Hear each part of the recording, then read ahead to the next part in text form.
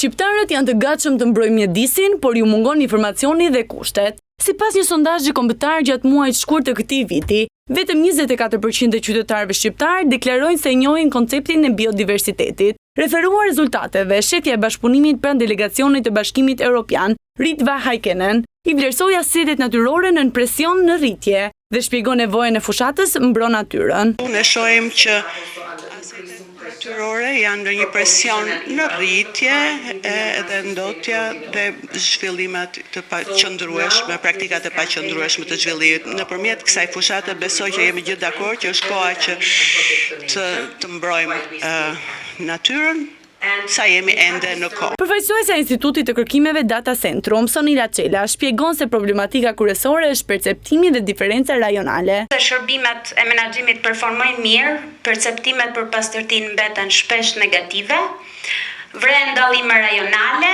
do të thotë që në disa zona në veri. Në 1000 banor të intervistuar pasi njihen me konceptin biodiversitet, 68% e tyre shprehen të shqetësuar për dëmtimin e biodiversitetit në vendin tonë. Në të njëjtën kohë, megjithëse vetëm 5% e familjeve aktualisht ndajnë mbetjet, një shumicë dërmuese prej 92%, thonë se do të ishin të gatshëm ta bënin këtë nëse do të ekzistonin sisteme të përshtatshme. Në bazë të dhënave të këtij sondazhi, këtë të njëjtë u prezantua fushata kombëtare mbron natyrën në bashkëpunim me Bashkimin Evropian, Ministrinë e Mjedisit dhe Ministrinë e Arsimit.